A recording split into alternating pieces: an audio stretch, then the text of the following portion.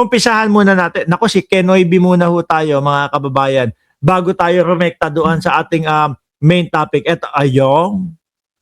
Hindi ho, in fairness naman no, kay Senator Robin Padilla, no?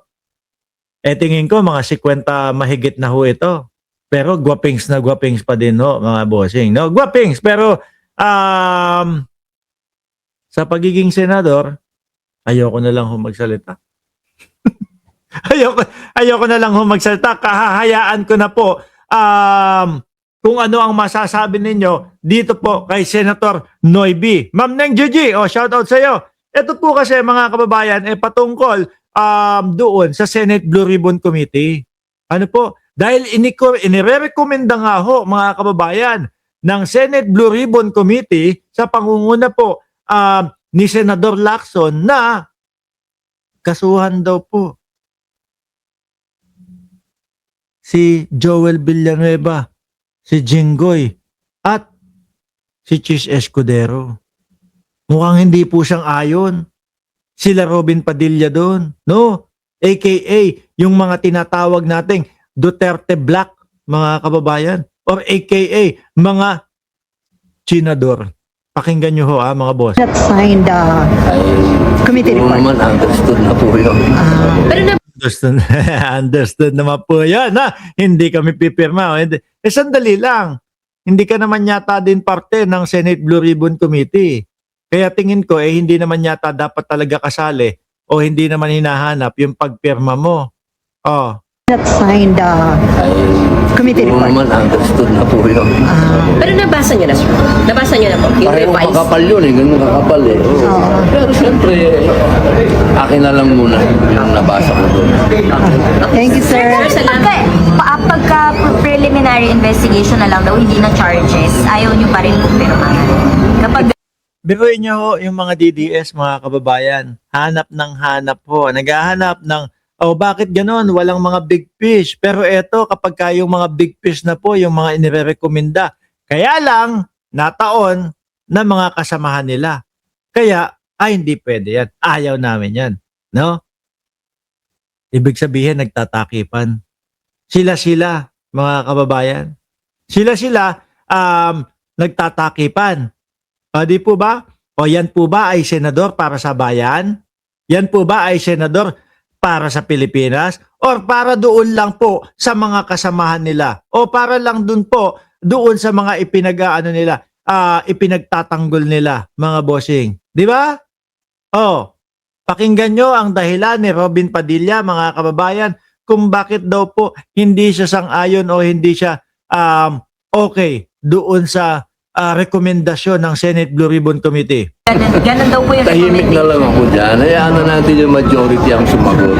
Kasi meron kami sarili, minority. Sir, napagkasundoan ba ng minority block yan na hindi kayo pipirma sa Blue Ribbon Report? O hindi, o sarili mo yan? Siyempre, kailangan Sandali. Oy, Noiby! Nante na pa. Kasali ka ba sa Senate Blue Ribbon Committee o baka hindi naman, kaya hindi pwede? solid kami sa minority, di ba? Kung ano yung desisyon ng aming minority floor leader, susunod kami. So walang sariling desisyon. Kaparehas na kaparehas nung panahon na nandoon. Yung sinasabi niya, boss, kung sinabi lang ng boss namin na i-contempt ka, i-contempt na kita. Parehas na parehas, no? So yung isa Robin Padilla mga kababayan, kung ano lang yung mga ipinag-uutos nung nakatataas sa kanya at nung mga gusto niyang sundin. Di po ba walang sariling utak na, sandali lang, inirekomenda ng Senate Blue Ribbon Committee dahil doon sa mga investigasyon at dahil doon sa pag-aaral at dahil itinuturo ng ebidensya, nakasuhan itong tatlo na ito.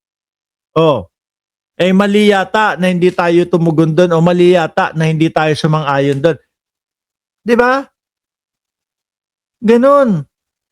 Senador ka para sa Pilipinas. Hindi ka senador dahil Duterte Black ka. Hindi ka senador dahil kaibigan mo ngayong mga yun at pagtatakpan at iiwas mo.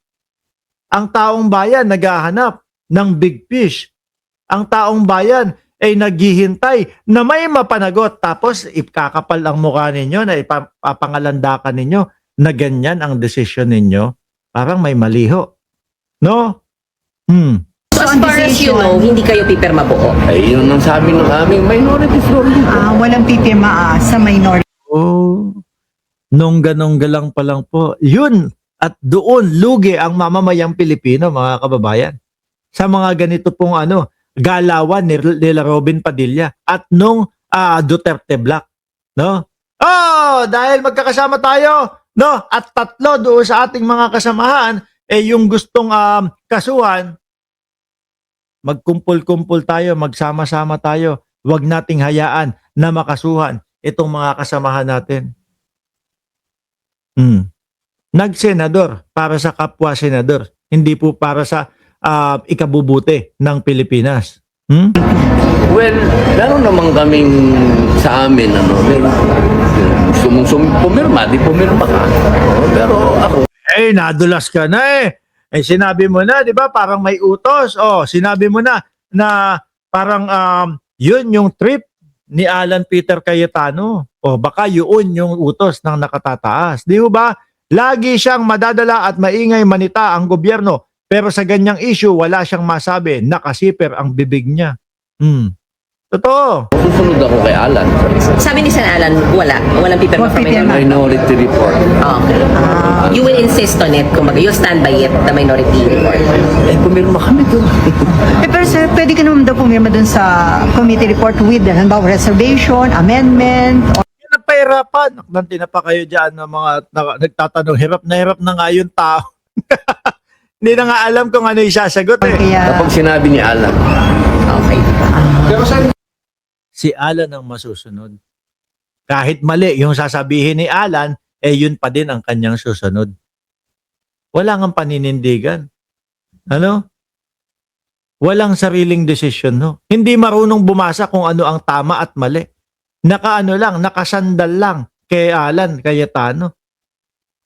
Nako kaya po, sa 2028, bagay, no? Sabi naman nung asawa nito na si Mariel, ang sabi naman hindi siya deserve na salamat po. No? Malaking tulong po yun para sa Pilipinas, Madam Mariel. Sobra ho. Diba? Malaking tulong ho yun para sa Pilipinas. Sayang naman po kasi yung ipapasweldo dito. Biruin mo naman magkano? 300,000 piso mahigit.